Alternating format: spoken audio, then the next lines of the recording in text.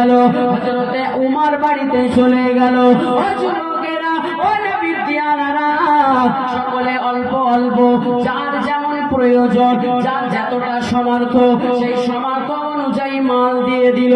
আল্লাহ নবী সাহাবী হযরতে আবু বকর সিদ্দিক বাড়িতে চলে গেলেন। বাড়িতে চলে গেলেন, নিজের বিবিকে বললেন, ও আমার প্রাণের বিবি, চলে যা চলে যা চলে যা চলে যা, আমার যা মাল আছে, আমার যা ধন সম্পদ আছে, সবগুলো এক জায়গায় করে দাও, সব রাসূলুল্লাহ কদমে দিয়ে দেব।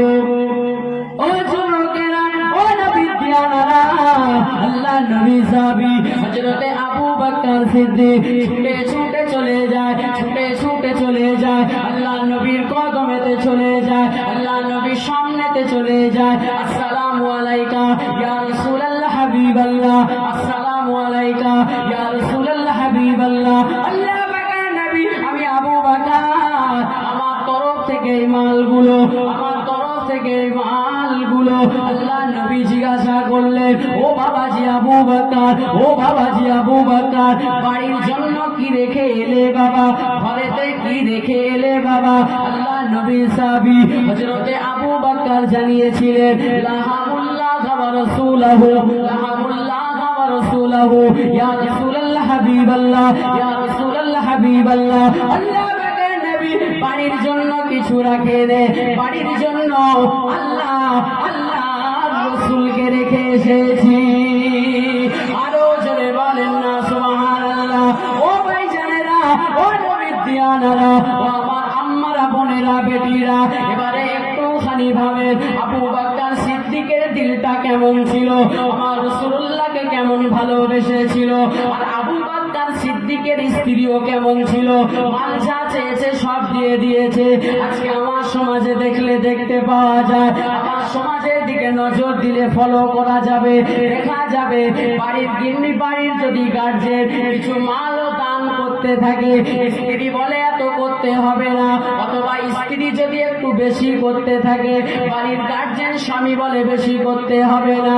ও যুবকেরা, ও আমার আম্মারা, বোনেরা, বেটিরা, তাই তো বলি পরিবর্তন হয়ে যান। এই দুনিয়ার মাল বেশি দিন থাকবে না, এই টাকা বেশি দিন থাকবে না। টাকা ফেরাউনেরও ছিল, টাকা নমরুদেরও ছিল, টাকা সাদ্দাতেরও ছিল।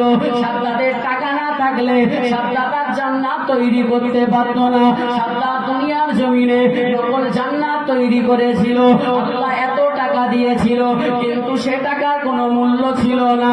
কিন্তু আল্লাহ নবী সাহাবী হযরতে আবু বকর সিদ্দিক, আল্লাহ নবী সাহাবী হযরতে উমর, আল্লাহ নবী সাহাবী হযরতে উসমান, ও যুবকেরা, ও নবীর দিয়ানারা, আল্লাহ নবী সাহাবীরা এক টাকা পরিমাণ দান করেছে।